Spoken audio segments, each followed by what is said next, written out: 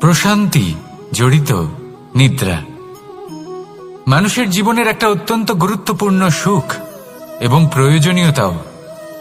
দেখতে গেলে এই সংসারের প্রত্যেক পশু পাখি, প্রত্যেক জীব অবশ্যই নিদ্রা প্রাপ্ত করেন, কিন্তু মানুষ, যার মধ্যে বিচার বিবেচনা করার শক্তি অন্যদের থেকে অনেক বেশি, তার কিন্তু ঘুমের কিছু সমস্যা অবশ্যই হয়। কি বলেন, তাই তো? এবার এর কারণ কি? চিন্তা। এবার চিন্তা আমাদের সবার জীবনে আছে। আমরা সকলে জানি যে চিন্তা কখনো আমাদের সাহায্য করে না, তাও আমাদের জীবনে আছে। কেন? চিন্তার মাধ্যমে কি কখনো কোনো সমস্যার সমাধান হয়েছে? অর্থের চিন্তা করলে কি অর্থ লাভ হয়? ভবিষ্যতের চিন্তা করলে কি ভবিষ্যৎ ঠিক হয়ে যায়? স্বাস্থ্যের চিন্তা করলে কি স্বাস্থ্য নিজে থেকেই ঠিক হয়? হয় না। তাহলে এই সব কিছু থেকে আমাদের একটা ছোট্ট শিক্ষা অবশ্যই লাভ করা উচিত। আপনিও আপনার কাঁধ থেকে চিন্তার এই বোঝা নামিয়ে ফেলুন। আর এই সব ইচ্ছে একত্রিত হয়ে আমাদের মনে চিন্তা উৎপন্ন করে।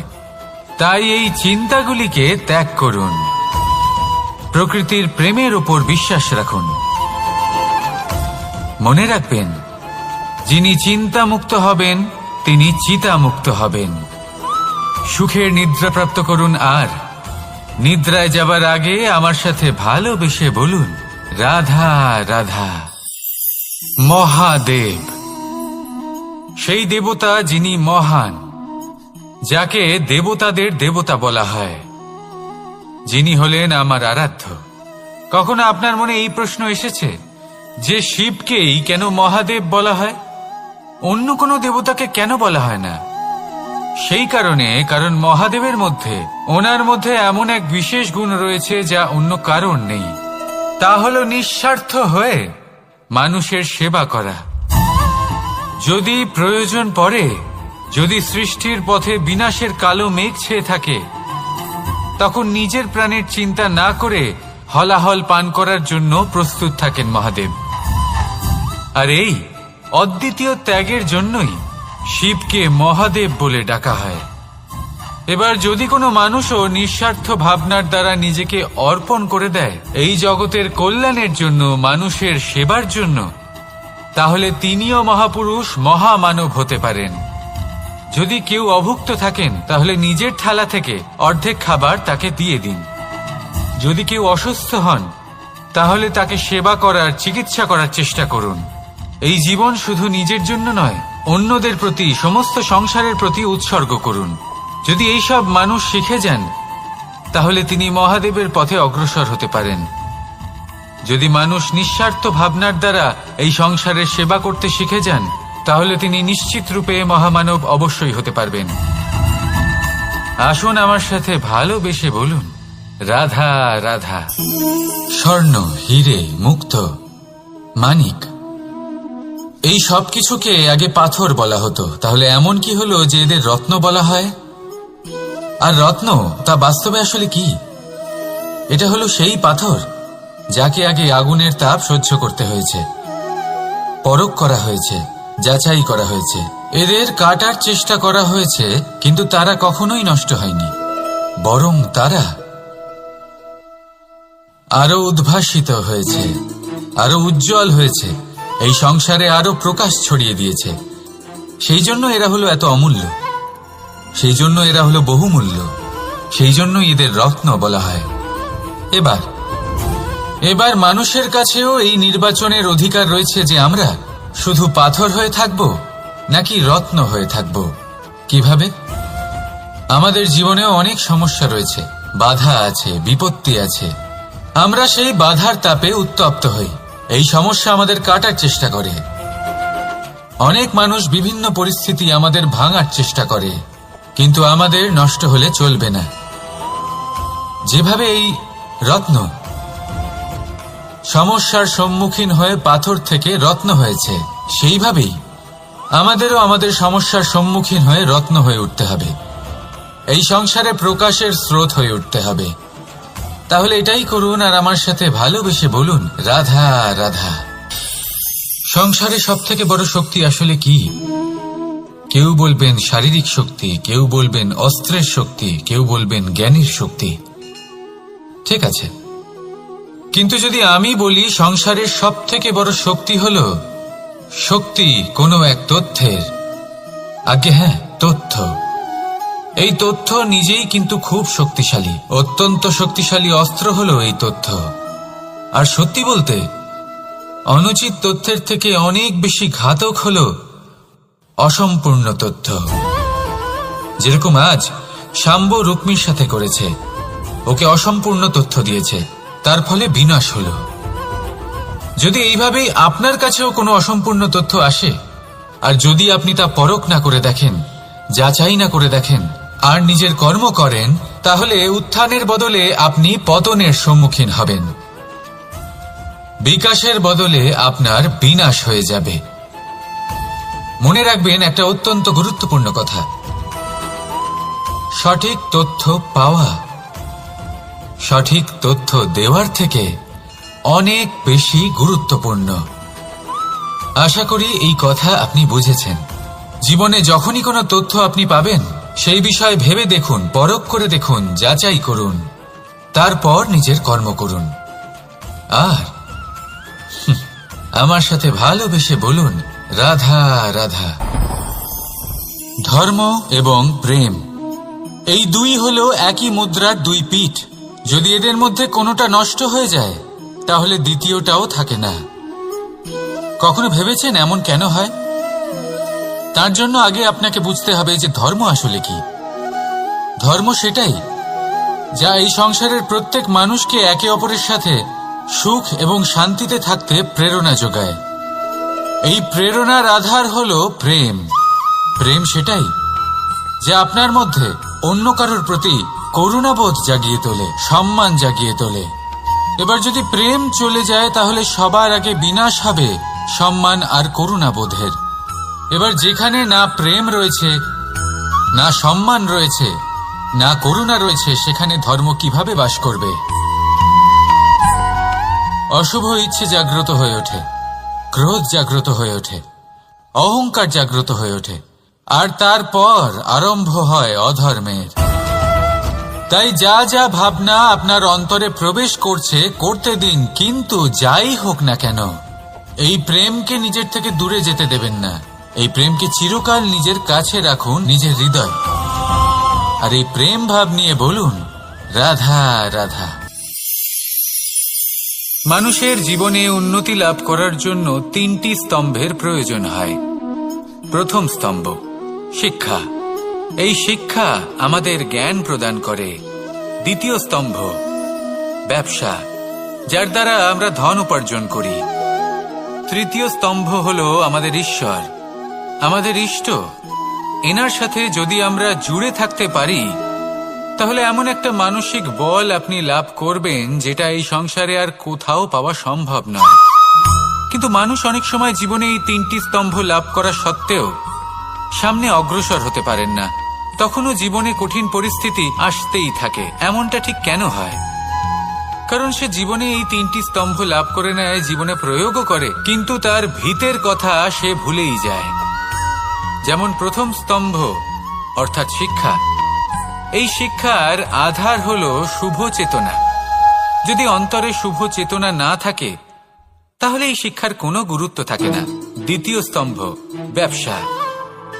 পরিশ্রম করে উপার্জন করতে হবে, এই কথাটা আমরা সবাই জানি এবং সবাই চেষ্টাও করি।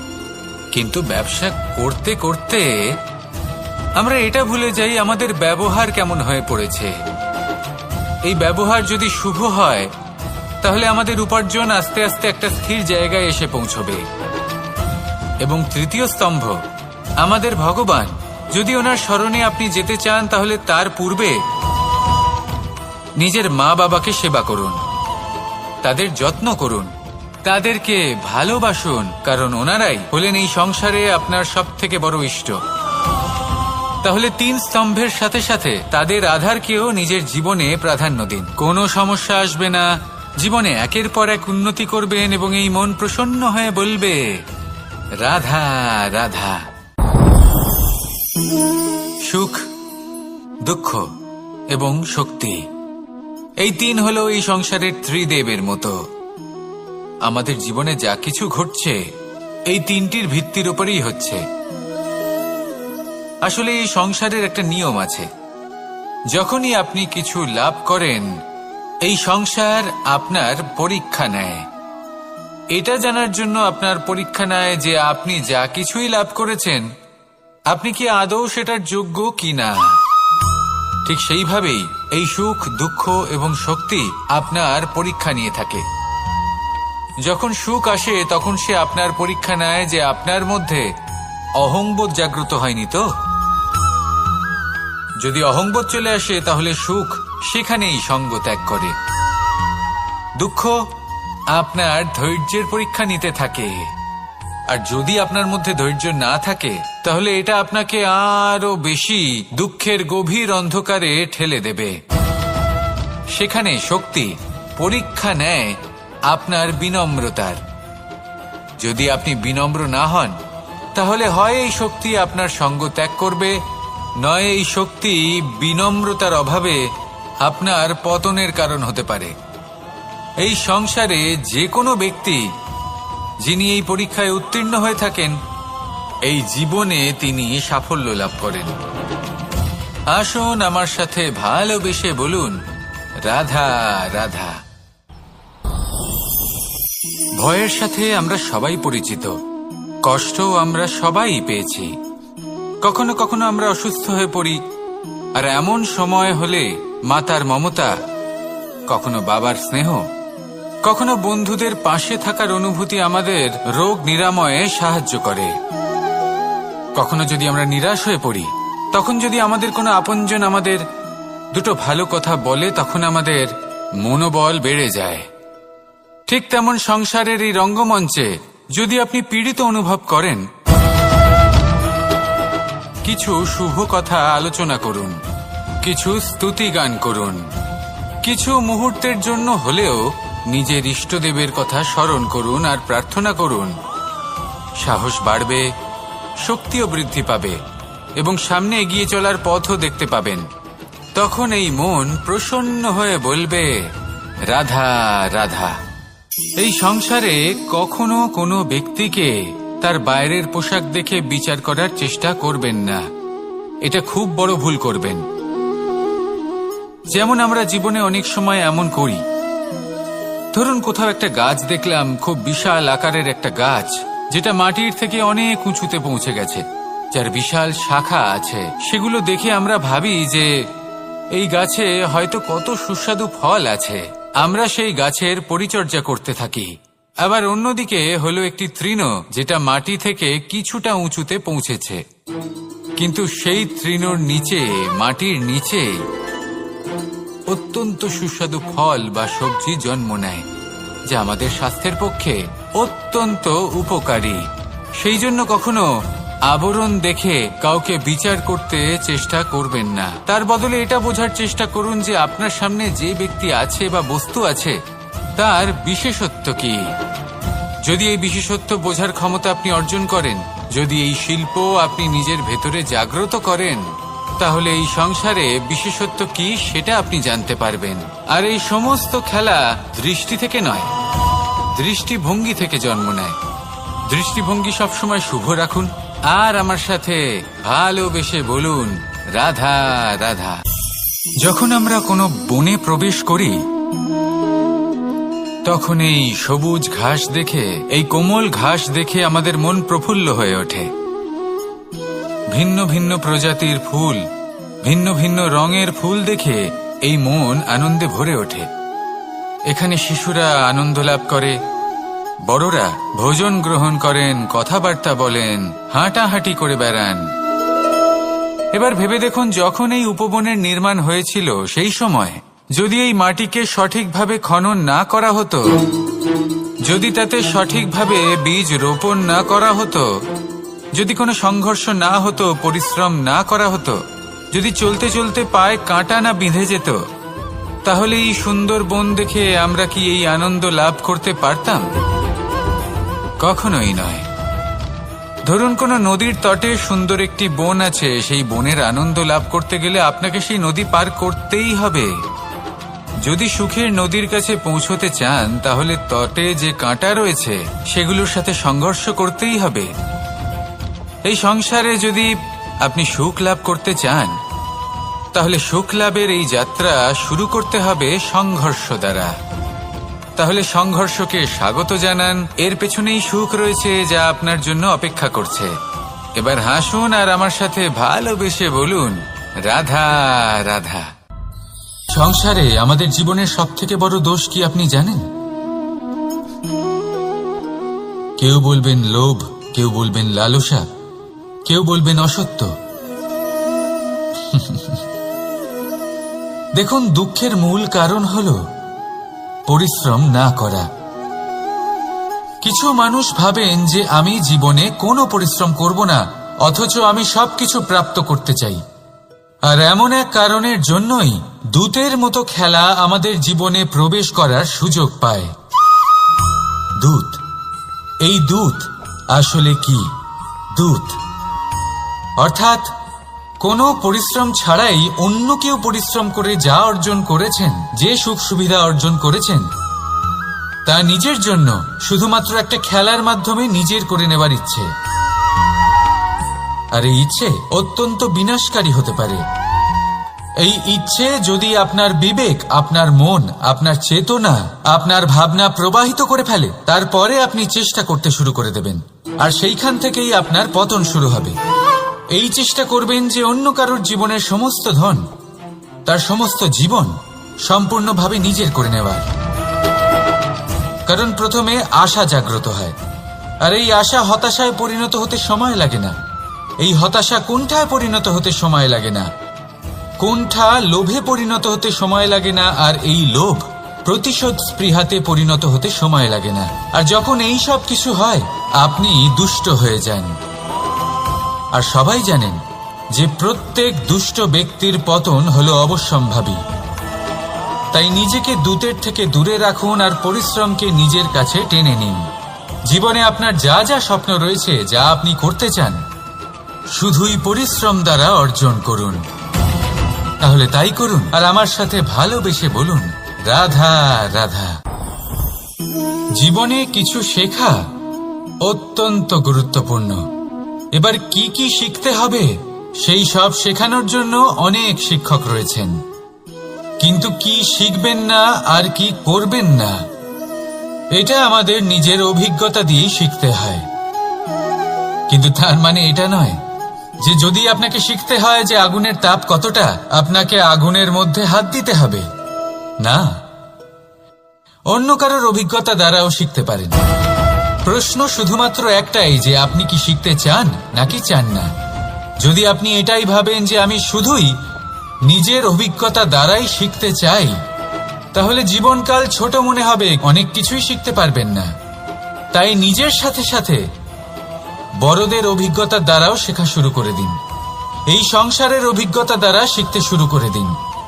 আর এটা নিশ্চিত রূপে শেখা আবশ্যক যে কখন কি করবেন না, কোথায় থামতে হবে আর কোথায় থামবেন না। তাহলে আসুন আর আমার সাথে ভালোবেসে বলুন, রাধা রাধা। ভোজন। এবার ভোজন সংগ্রহ করার জন্য মানুষ কি না করেন, সব সময় চেষ্টা করতে থাকেন। ফসল উৎপাদনের জন্য অনেক পরিশ্রম করতে থাকেন, কিন্তু অনেক সময় অনেক পরিশ্রম করার পরেও ফসল ভালো উৎপাদন হয় না। এর কারণ কি? কারণ হলো এটাই যে আপনি পরিশ্রম হয়তো অনেক করেছেন, কিন্তু আপনার নজর তো সেই বীজের দিকে ছিলই না যা আপনি রোপণ করেছেন। সেই জন্য সব সময় কোনো বীজ রোপণ করার আগে তাকে পরখ করে দেখুন, তা অত্যন্ত আবশ্যক। আর সেইভাবেই যখনই কোনো কর্মের প্রশ্ন আসে, তাহলে সেখানে শুধুমাত্র পরিশ্রম যথেষ্ট নয়। সেই কাজের প্রতি আপনার কর্তব্য কি, আপনার উদ্দেশ্য কি, সেটা জানা হলো অত্যন্ত গুরুত্বপূর্ণ। তাই কর্ম করুন, কিন্তু সেই কর্মের প্রতি আপনার যা উদ্দেশ্য তার মাহাত্ম্য বুঝতে চেষ্টা করুন। তাহলে আসুন আমার সাথে ভালোবেসে বলুন, রাধা রাধা।